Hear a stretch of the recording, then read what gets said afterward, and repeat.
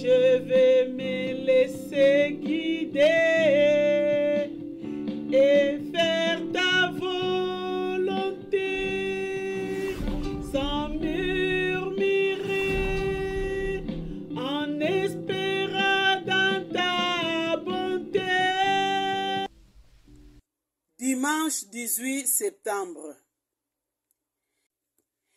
Je t'envoie pour ouvrir leurs yeux, pour qu'ils se tournent des ténèbres à la lumière et du pouvoir de Satan à Dieu, pour qu'ils reçoivent la rémission des péchés et une part avec ceux qui sont sanctifiés par la foi en moi. Acte 26, versets 17 et 18. Qu'est-ce que c'est la foi? Les définitions de foi ne manquent pas. Mais en réalité, la foi est une chose si simple que la difficulté pour l'expliquer provient de cette simplicité même.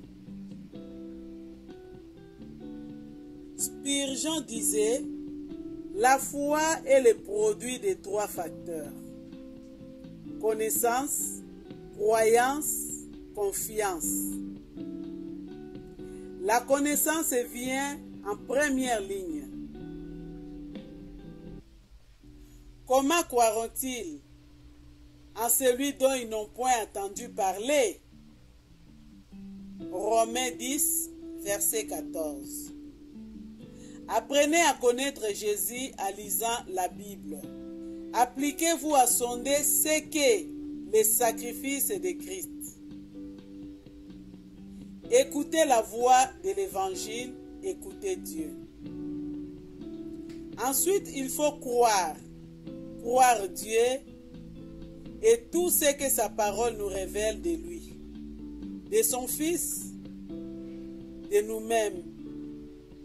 Lire 1 Jean 5, versets 9 à 12. Croyez que le sang de Jésus purifie de tout péché celui qui croit. Afin, il faut vous confier en Dieu. Venez à lui sans arrière-pensée. Abandonnez-vous dans les bras du Dieu d'amour qui, pour vous sauver, a donné son Fils. Reposez-vous entièrement sur l'œuvre accomplie par Jésus-Christ sur la croix. La foi, disait encore Spurgeon, c'est croire que Christ est bien en réalité ce qu'il dit être, qu'il fera ce qu'il a promis de faire.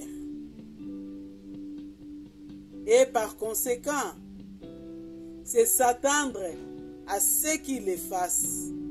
C'est prendre Dieu au mot dans tout ce qu'il a dit. Mais ce qui importe, ce n'est pas de définir la foi d'une manière intelligible.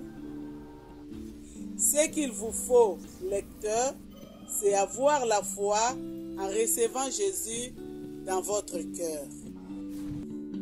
Je crois